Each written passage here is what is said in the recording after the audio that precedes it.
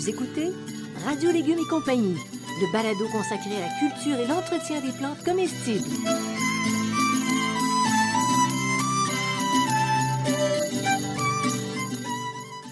Laitue, Basilic, plantation, poivron, bleuets, pollinisation, haricots, arrosage, fraises, insectes ravageurs et maladies, concombres. fertilisation. Radio Légumes et compagnie, le balado qui vous dit tout pour cultiver et entretenir simplement les plantes comestibles de façon naturelle.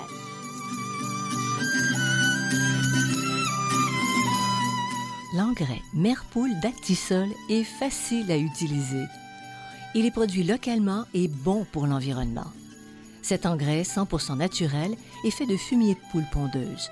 La chaleur de ces petites bêtes récupérée grâce à un ingénieux système permet de recycler et de sécher le précieux fumier. L'engrais Merpoule, 100% organique, est un produit approuvé pour l'agriculture biologique.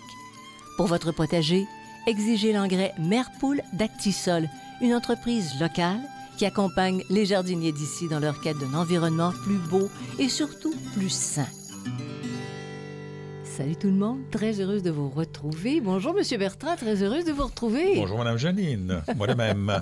Ça fait protocolaire un Très peu. protocolaire, chère Janine. Mais Bertrand, c'est Oui. juste pour faire un petit peu de fantaisie, parce qu'aujourd'hui, tu nous proposes d'autres approches pour Oui. obtenir un sol et des plantes en santé et fortes Oui, pour notre santé au final. absolument, c'est toujours l'objectif. On parle de biostimulants et de mycorhizes. Attention. Donc, deux manières naturelles de favoriser la croissance des plantes.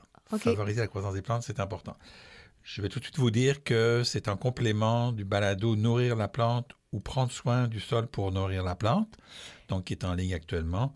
Donc, c'est ce dont on parle aujourd'hui, c'est un complément. On en a parlé dans ce balado-là, et là, on revient plus en détail sur le sujet des biostimulants et des mycorhizes. Bon, donc plus à fond. Parfait. Alors, tu nous dis biostimulants et mycorhizes, mais moi, je dis gym. Non. Gymnastique. Stéroïdes et, Non, et c'est comment pas on des appelle ça? stéroïdes. Champignons aux pieds. Non, c'est franchement, c'est stéroïdes, mais c'est pas du tout des stéroïdes parce qu'au contraire, ça va jouer sur l'environnement de la plante, ok, non pas directement sur la plante elle-même. Là. Donc c'est son environnement qu'on va améliorer pour que la croissance de la plante soit optimum. OK. Alors, je vais te dire tout de suite. On utilise des engrais. Oui. On utilise des algues, des engrais naturels de préférence, évidemment, Oui, et des biostimulants. oui, OK. Les deux conjointement. oui. Parfait. Alors, pourquoi on utilise ça? Les biostimulants en particulier. D'abord, on va commencer par définir ce qu'est un biostimulant, peut-être pour notre auditoire. Donc, c'est une substance ou des micro-organismes qui ont pour effet de stimuler les processus naturels tout en contribuant à la croissance de la plante. OK, donc, c'est vraiment son environnement sur lequel on l'utilise. Parfait. L'environnement de la plante. L'environnement de la plante. Bon, pour qu'il soit sain. Donc, on va favoriser la bonne santé de la rhizosphère. C'est le principal objectif avec les biostimulants. La rhizosphère, on le répète, là, la rhizosphère, Bertrand, c'est une couche... D'environ entre 3 et 20 cm de sol, où il y a une vie extraordinaire de microflore, macrofaune, microfaune, tout le truc. Là. C'est pour ça que Donc, ça agit là. on en parle et on l'explique dans l'autre balado. C'est pour ça que je voulais référer là. Et donc, ça stimule et favorise le développement en favorisant la bonne santé de la rhizosphère. Alors, comment ça agit spécifiquement, les biostimulants? Ben, ça produit des enzymes qui libèrent les nutriments contenus dans la matière organique. Donc, ça leur permet d'être accessibles? C'est ça, ça rend accessible. Les biostimulants produisent des enzymes qui vont faire que il va y avoir une dégradation, entre guillemets, des nutriments, et donc qui sont contenus dans la matière organique, et donc qui vont être rendus disponibles pour la plante. Donc, ça augmente aussi l'absorption et l'utilisation des nutriments par la plante. Ça améliore la capacité de rétention en eau du sol. Donc, les biostimulants vont permettre d'avoir plus d'eau dans le sol, donc moins d'arrosage. Ça va stimuler la germination en début de saison, au moment de la germination. Et en général, ça va accroître la résistance des plantes à toutes les formes de stress. La sécheresse, le froid, le coup de chaleur, l'attaque des parasites et les chocs de transplantation. Donc, les biostimulants, c'est vraiment intéressant parce que c'est pas directement la plante elle-même, mais c'est sur l'ensemble de la plante. Bon. Alors, est-ce qu'il y a plusieurs types de biostimulants? Si on va à la jardinerie, et puis on dit, je veux un biostimulant. Bon, je dis tout de suite à la jardinerie, il n'y a pas beaucoup... Toutes les jardiniers ne tiennent pas des biostimulants, donc il faut un peu les demander. Mais en général, ce sont des extraits de plantes ou d'algues. Alors, si tu prends ton engrais à base d'algues... C'est un biostimulant, même s'il est vendu comme un engrais. Là. C'est des technicalités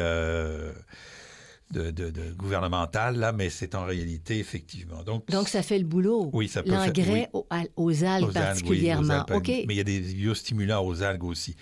C'est un peu compliqué, là, c'est des raisons réglementaires. Là. Donc, c'est des micro-organismes qui sont des bactéries non pathogènes, des mycorhizes qui sont des biostimulants, des rhizobactéries. Quand on achète du rhizobacterium pour mettre pour les fabacées, pour les haricots et tout ça, c'est un biostimulant aussi. Donc, c'est aussi ce qu'on appelle des substances humiques. On va trouver ça, des substances humiques qui sont des matières organiques décomposées et concentrées. T'en as là-dedans. T'en as là-dedans. Donc, si vous voyez un biostimulant avec substance humique, c'est un biostimulant. Ou c'est encore des matières minérales non nutritives comme des hormones ou des vitamines. Mais ça, c'est un peu plus rare. C'est ça qui est vendu sous le nom de biostimulant. OK. Puis tu en as une autre aussi. Il y a aussi les biomolécules.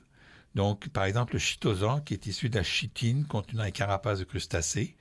Mais ça, dans le bas du fleuve, il y en avait qui... Oui. Donc, ils en font encore, d'ailleurs. Ils en font encore. Quand vous utilisez des composts à base de crustacés, ben, vous avez du chitosan dedans. Donc, c'est une certaine protection de la chose. Et chaque type de produit a une stimulation principale particulière et des effets secondaires positifs. Donc, c'est un peu compliqué, là, ce que ça fait comme effet, mais ça fait des effets positifs. Là. Des effets positifs qui viennent s'ajouter. Ça s'ajoute aux engrais. Oui. Bon. Alors, est-ce qu'il y a des facteurs qui limitent, par exemple, l'efficacité des biostimulants? Les conditions climatiques, la chaleur et l'humidité. En général, ça aime la chaleur et l'humidité, là.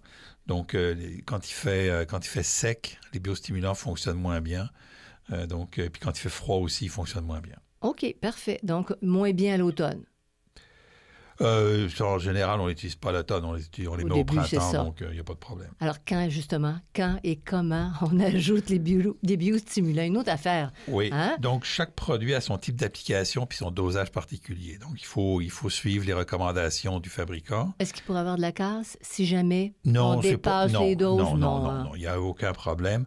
Mais ça ne sert à rien d'en mettre plus parce qu'il ne donnera pas plus. Donc, c'est comme c'est un produit qui peut être relativement cher dans certains cas. On y fait attention. Application au sol ou pulvérisation sur le feuillage. Donc, il y en a les deux méthodes de potentiel. Avec chacun des types de biostimulants, tu nous dis que ça peut se faire sur les feuilles. Oui, ça peut se faire sur les feuilles parce qu'à ce moment-là, ils vont être absorbés. Puis là, ça va redescendre dans la plante. Puis ça va favoriser toutes sortes de trucs. Ça peut être aussi enrobé dans les semences. Il y a certains biostimulants qui sont enrobés dans les semences, mais c'est un peu plus rare. Peux-tu le faire toi-même sur tes propres semences? Non, c'est trop compliqué. C'est ça, OK. Donc, on ajoute au moment de la plantation et parfois lors de la culture. Mais on a vu tout à l'heure que ça aide à la germination, donc on peut les mettre au moment du semis, juste avant le semis. Et puis les biostimulants liquides, on les met en arrosage au cours de la culture, notamment comme les algues qui ne sont pas vendues comme des biostimulants, mais qui ont un facteur biostimulant. À ce moment-là, on le fait. Est-ce que tu peux faire l'application de tes biostimulants en même temps que tu mets de l'engrais? Oui, par exemple. La même journée, pour ne pas se compliquer la vie. Là. Exact. Bon.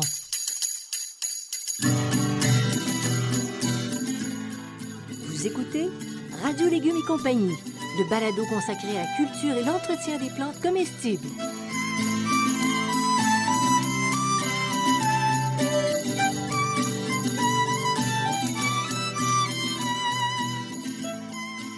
L'engrais Merpoule d'Actisol est facile à utiliser. Il est produit localement et bon pour l'environnement. Cet engrais 100% naturel est fait de fumier de poule pondeuse. La chaleur de ces petites bêtes, récupérée grâce à un ingénieux système, permet de recycler et de sécher le précieux fumier. L'engrais Merpoule, 100% organique, est un produit approuvé pour l'agriculture biologique. Pour votre potager, exigez l'engrais Merpoule d'Actisol, une entreprise locale qui accompagne les jardiniers d'ici dans leur quête d'un environnement plus beau et surtout plus sain.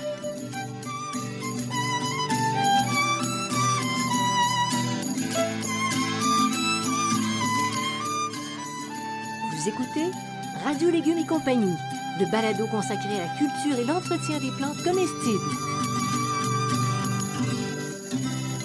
Maintenant, on a parlé de petits champignons qu'on contracte dans les jumes. Non. Là, tu parles de champignons pour les plantes. Oui, Puis au pied des plantes. Oui, au pied des plantes. Donc, c'est des champignons microscopiques qui vivent en symbiose avec les racines des plantes. Et ça s'appelle comment, ça? Les mycorhizes. Ah, Les fameuses mycorhizes qu'on a aujourd'hui. Donc, c'est ces fameux champignons. c'est une découverte locale, Récente, ça? Oui, une découverte récente. récente, locale.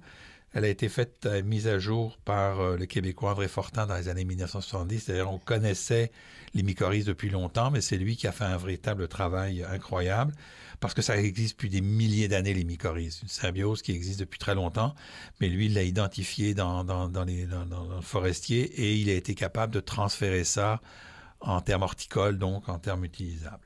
Et ça se présente comment? Sous poudre, granule? Comment ça se présente, ça, les mycorhizes? En général, alors il y a deux compagnies qui en font. Il y a une compagnie québécoise, ça se présente mélangé avec de la vermiculite ou de la perlite, là, avec un produit inerte, donc c'est mélangé. Et il y a une compagnie ontarienne qui, elle, le vend sous une forme liquide, sous une forme de poudre mouillable qu'on met dans l'eau et qu'on multiplie dans l'eau. Laquelle tu préfères? Ben, il y a une différence entre les deux. Celle du fabricant québécois, c'est une seule souche de mycorhize qui est très, très générale, alors que celle de l'Ontario a une 15 ou une vingtaine de souches différentes. Donc, c'est pas tout à fait le même produit. Ça dépend un petit peu de chacun là, de ce qu'il recherche. Bon, OK, parfait. Alors, quel est l'effet principal des mycorhizes? Ben, favoriser la création du réseau racinaire étendu. Okay? On veut que les racines, donc il va produire de plus en plus, il va aider à produire des racines, donc plus de productivité, là, c'est ça. Un grand volume de racines, meilleure exploration du sol afin de trouver de l'eau et des éléments nutritifs. Donc, plus il y a de racines, plus la plante va pouvoir aller se promener dans le sol pour trouver de l'eau et des éléments nutritifs. C'est vraiment complémentaire des biostimulants, oui. Tantôt, qui préparent, dans le fond, l'environnement. C'est ça. Puis après ça, tu as des belles racines parce que tu as des mycorhizes. C'est ça. Donc, on peut avoir amendement, engrais naturels, biostimulants et mycorhizes. Tout ça travaille ensemble. Okay. Et vous envoyez vraiment, vous autres, les maraîchers, les producteurs, il y a des différences. Une grosse différence dans la production ça dépend, là, des légumes. Donc, plus le sol est abîmé, plus l'effet est important. Plus le sol est de bonne qualité, moins l'effet est important. OK. Moins l'effet est visible, je dirais. Okay? Parfait. Donc, ça facilite aussi l'absorption de l'eau et les éléments nutritifs pour les poils absorbants. Et quelle est l'observation qu'on peut faire quand tu commences à utiliser ça, là, quand monsieur, madame, tu vas voir, tu vas voir quand tu vas voir que tes plantes sont plus vertes, puis elles sont plus poussées. Okay? Donc, elles poussent plus rapidement, elles sont plus vertes. Si tu fais un test comparatif, là, tu fais une partie sans mycorhize, une partie avec mycorhize, tu vas le voir. Tu fais juste des mycorhizes, tu ne le verras pas parce que tu n'as pas le souvenir de ce qui se passait, mais si tu fais les faits, ils vont être plus verts, ils vont être plus en santé, ils vont être moins attaqués. Il y a vraiment un élément.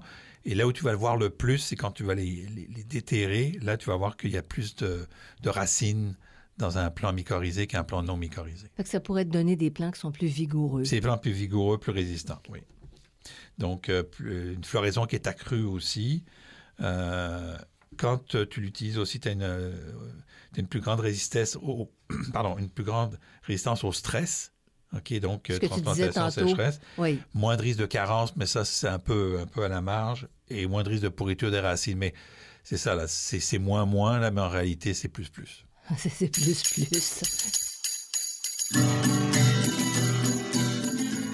Vous écoutez Radio Légumes et compagnie, le balado consacré à la culture et l'entretien des plantes comestibles.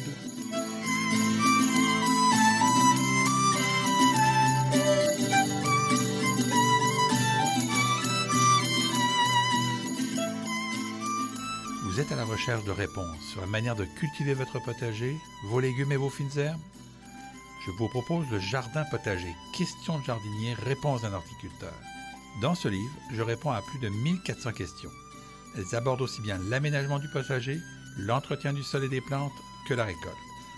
Je réponds aussi aux questions concernant 30 légumes et plus de 20 fines herbes. Le Jardin potager, questions de jardinier, réponses d'un horticulteur, un produit 100% québécois, est en vente dans les librairies du Québec.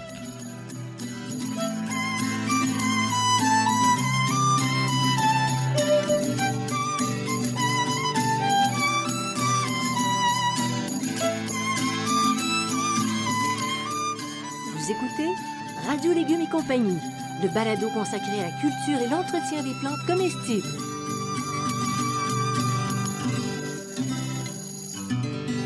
Est-ce que tu dois réintroduire les mycorhizes au potager chaque année parce qu'on présume qu'il doit en rester un peu dans le sol? Oui, il reste des mycorhizes de l'année précédente. C'est sûr que ton sol est mycorhizé. Toutefois, vu qu'on perturbe le sol au moment, décidément, le chat n'arrête pas de passer un matin, est perturbé lors de la récolte ou de la préparation printanière, on en rajoute à ce moment-là. On réintroduit des mycorhizes qui sont au pied de chaque plante, là. Okay, pour que ça fasse effet au niveau de tes racines, là, comme tu expliquais tantôt. C'est ça. OK. Alors, quand est-ce qu'on devrait faire ça, les ajouts de mycorhizes? Au moment du semis, intérieur ou extérieur, donc on peut le mettre lors du repiquage au printemps puis à la plantation. Donc, à chaque fois qu'on brasse la terre, on peut remettre un peu de mycorhizes. Parce qu'après, c'est plus utile, au contraire, des engrais puis des biostimulants d'en rajouter. Là. Non, c'est ça, on ne rajoute pas au niveau de la saison. Maintenant, si vous avez fait votre plantation puis que vous avez oublié de mettre vos mycorhizes, vous pouvez mettre vos mycorhizes sur le sol, gratter un peu pour qu'elles rentrent dans le sol. Puis comme les racines sont très, très superficielles, il n'y a pas de problème. Il n'y a pas de problème. OK. Alors, comment on ajoute les mycorhizes, là? Bon, quand on a un produit en poudre, au moment de planter le potager, quand le sol est bien humide, il faut que le sol est humide. On a dit tout à l'heure que ces mycorhizes biostimulants aimaient la chaleur et l'humidité. On va mettre ça près des racines, le plus proche près des racines, parce que c'est là que ça a le plus d'effet. Et si on a un produit soluble, on va mettre en arrosage avant de refermer le trou de plantation, ou avant ou après avoir refermé le trou de plantation. Celui en arrosage est plus facile à utiliser là, parce qu'on peut le mettre après si on l'a oublié ou on peut arroser avec. Donc, et l'autre, il faut vraiment essayer de le mettre, faire le trou, mettre les mycorhizes et refermer le sol. Est-ce que c'est un produit qui est dispendieux? Non, pas tellement. Pas non. Vraiment. C'est pas, parce que c'est pas des grandes quantités, là. Puis achetez pas des grandes quantités à la fois parce que c'est un produit qui se garde pas des années et des années. Là. Okay. Tu dirais combien? 1 ou 2 ans maximum. Là, on l'utilise maximum 1 ou 2 ans. Là. Il y a une date de péremption, mais j'ai déjà utilisé des mycorhizes puis à passer à la date de péremption d'1 an, puis ça a fonctionné pareil. C'est correct, c'est donc, ça. Ils mettent une date de péremption parce qu'ils n'ont pas le choix, mais disons que l'effet est moins important, là, donc mais en général, 1 ou 2 ans, ça marche. Parce que c'est un produit qui est stabilisé, mais c'est quand même vivant. Oui, c'est un produit vivant, hein? Oui, c'est des mycorhizes vivants. C'est ça, des champignons. Bon, est-ce que c'est bon pour toutes les plantes? On dit j'en mets à la grandeur, sous chaque racine? Non.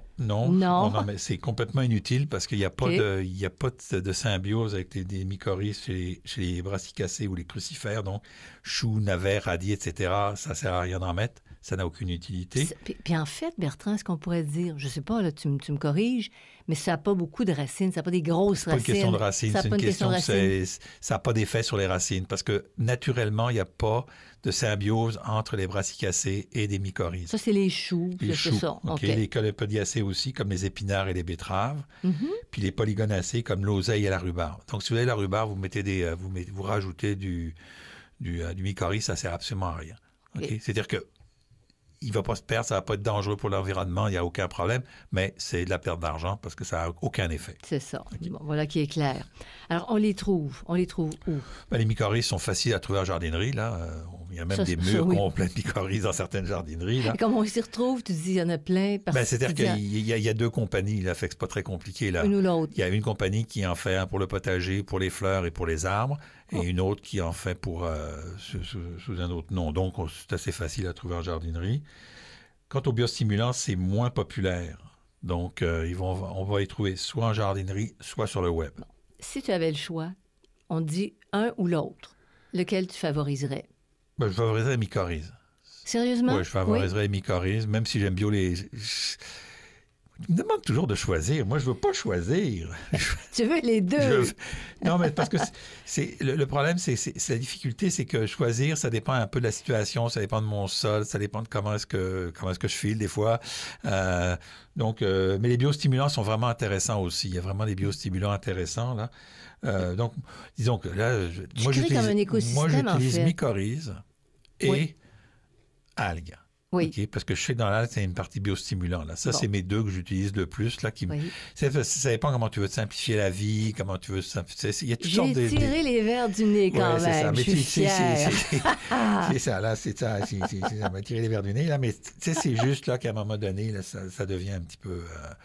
Il ne faut pas trop se compliquer la vie, avoir 150 produits. Là. Puis j'essaye beaucoup de choses. Fait que des fois, j'essaye de voir un peu ce qu'on a. Mais bon, je dirais que mycorhize peut-être en premier parce qu'il est plus facile d'accès, puis biostimulant est intéressant aussi. Parfait, parfait. Alors voilà qui fait le tour du gymnase. La gymnastique des sols, on va dire ça. Et vous pouvez nous suivre, vous allez sur la page radiolégumes.com, vous cliquez sur la case « Subscribe » et puis vous restez informé de toutes les parutions. Ouais. Vous n'hésitez surtout pas à consulter notre banque de balado parce qu'on peut commencer à parler de ça. 42e. Au nom, c'est ça, voilà. 24 heures sur 24, quand ça vous chante, vous faites de l'insomnie, vous nous écoutez. Merci beaucoup à Actisol. Merci à Xavier Gervais-Dumont pour la musique, Charles Gervais-Dumont pour l'assistante technique. Merci d'avoir été des nôtres. Merci Bertrand Dumont pour tes connaissances. À la prochaine. Salut.